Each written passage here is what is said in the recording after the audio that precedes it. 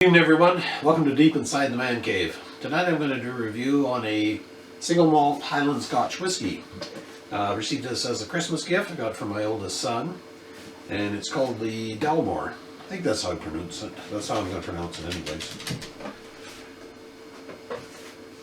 The Highland area of Scotland, or Highland whiskey area of Scotland, according to my single malt Scotch guide, is the northern area of Scotland that extends all the way to the northern tip of Scotland. There's a bit of information on here about the history of the distillery, how they make the whiskey, and then some tasting notes.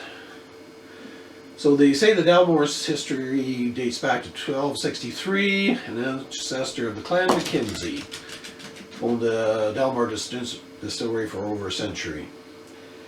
The king granted the Clan Mackenzie the right to use a 12-point stag representing a royal in their coat of arms.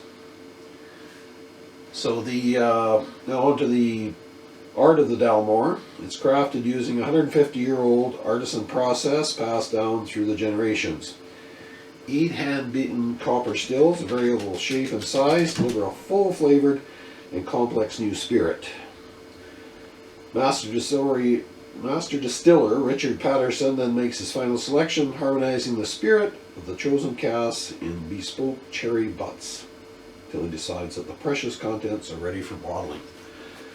Well, that's very flowery verbiage. So the tasting notes say it's matured for an initial 9 years in American white oak ex-bourbon casks before being carefully divided. One half continues its maturation in bourbon barrels, the other half is transferred to 30-year-old Mausoleum Oloroso sherry stacks.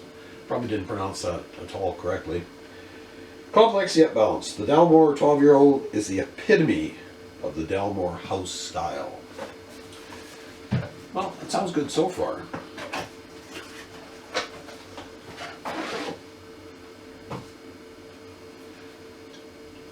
So that's the bottle it comes in, and as I mentioned, or as the history mentions, that's the distinctive stag emblem that all of their spirits have.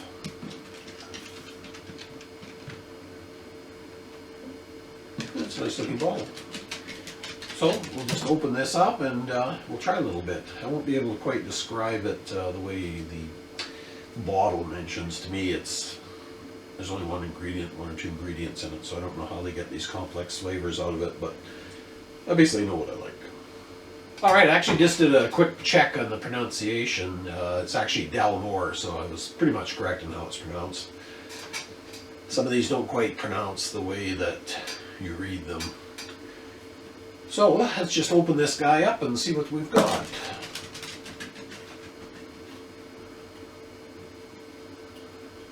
So I don't know if I mentioned or not, this bottle's about $100 Canadian in the area I live in, Western Canada.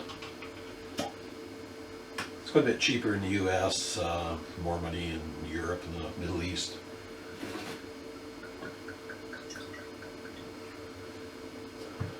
So I'll just pour a little dram there and see what we've got.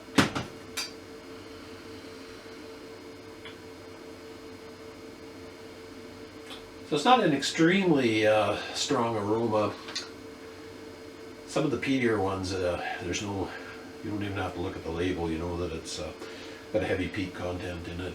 But this one's got kind of it's almost a neutral aroma. So I'm just going to take a little sip.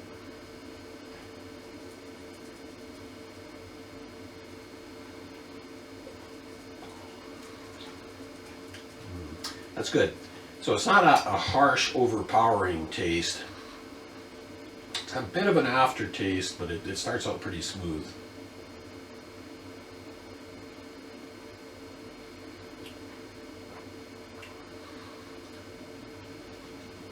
It's definitely good though. Like I say, it's not too harsh of an aftertaste. It's actually very smooth. So that would make a very nice sipping whiskey. So again, this is Dalmore 12-year-old. It's actually the first Scotch review I've done. I like Scotch, single malt Scotch. I don't drink it quite as much as I used to. Just more fact here, it's quite expensive now. I know in the last 5 to 6 years the price has increased dramatically. bottles that used to be $70, $80 an hour, 120 and up. So I had to cut back on it a bit, but thought, well, it's a nice bottle and I may as well do a review of it. So hopefully you enjoyed the short video on it, and I might do some more in the future. Thanks very much, everybody. Have a great evening. Bye now.